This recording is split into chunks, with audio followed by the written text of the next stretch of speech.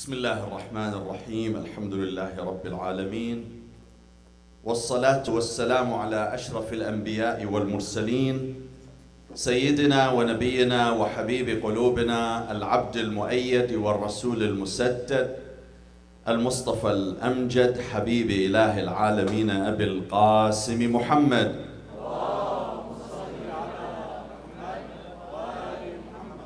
وعلى آله الطيبين الطاهرين وصحبه المنتجبين. الإخوة الكرام، الأخوات الكريمات، السلام عليكم ورحمة الله وبركاته.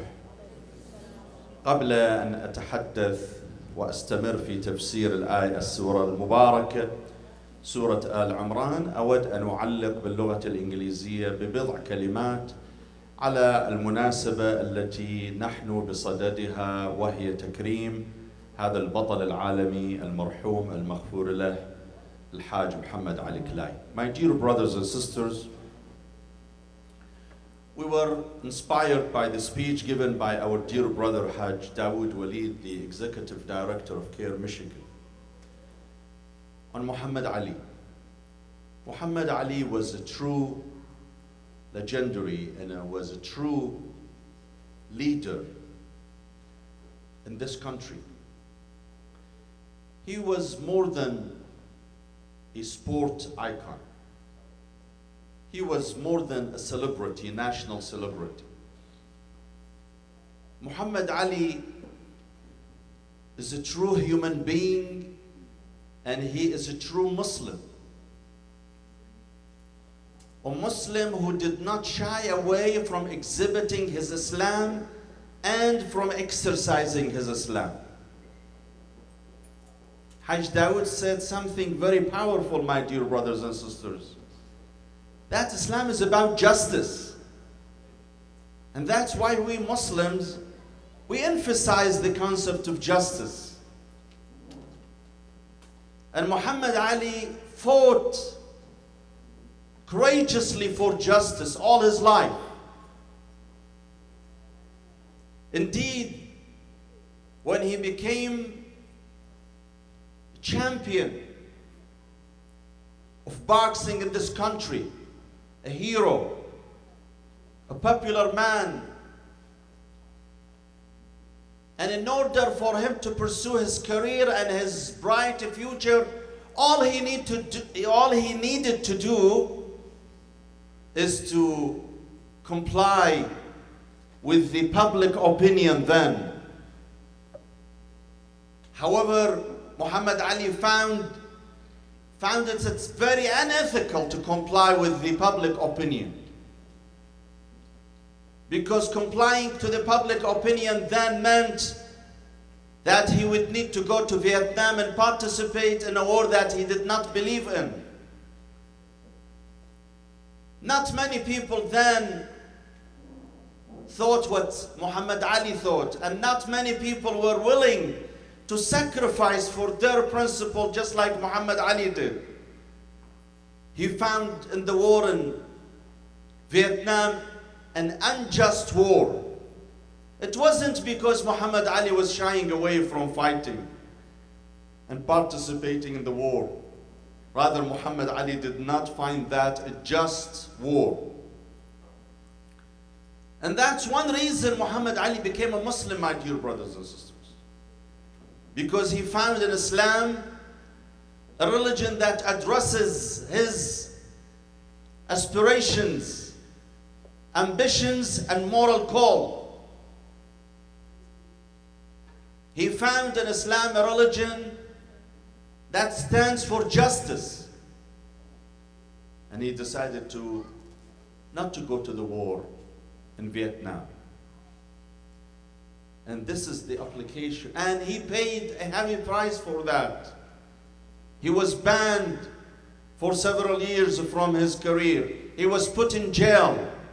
And this is the application of the hadith cited by our brother Haj Dawood, in which the Prophet ﷺ says, أفضل الجهاد كلمة حق عند سلطان جائر. The best form of jihad is to say a word of truth before a tyrant ruler.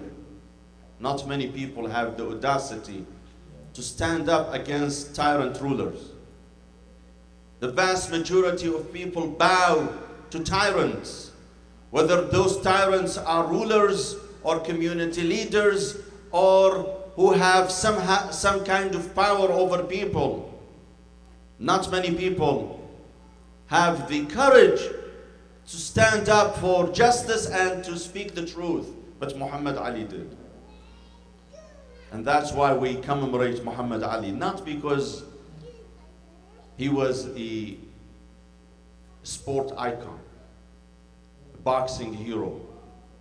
No, Muhammad Ali was a true hero, a conscious and freedom fighter, and a man who talked the talk and walked the walk, and who was willing to sacrifice his own brilliant future because of the principles in which he believed. Muhammad Ali was a humble man. Many Muslims in this country remembering him, going to their homes, their schools, their Islamic centers. He lived with people, just like one of them. I want to share a personal story with you about Muhammad Ali, even though I have not met him personally. Muhammad Ali visited my father in the late 80s when he first migrated to California, 1987. And while he was visiting my father, it was also during month of Ramadan, just like these days. So he had my little brother, Sayyid Hassan, who most of you know. Now he is a charismatic speaker, Sayyid Hassan. Sayyid Hassan was 2 years old. He was holding him in his lap. So it was time for Salah. When Muhammad Ali stood up for Salah to pray behind my father, and he joined in Salah, and while everybody was praying, everybody had their turba before them. Muhammad Ali didn't have his turba.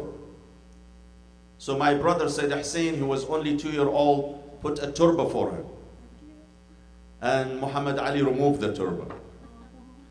So Sayyid Hassan, not knowing much, he put the turba back again. And Muhammad Ali removed the turba for the second time. And Hussein would be very persistent, and he put the turba for the third time. And Muhammad Ali had to give in and pray on the turba. Muhammad Ali was a great man. Yesterday during his funeral, my dear brothers and sisters, we heard people, Americans, over 100,000 people chanting his name, Ali.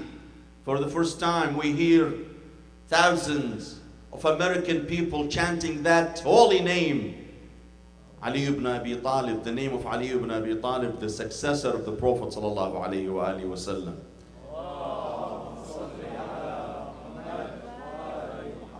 Muhammad Ali will be remembered for decades to come, and his lessons will be learned by Muslims and will be remembered by millions of people around the globe.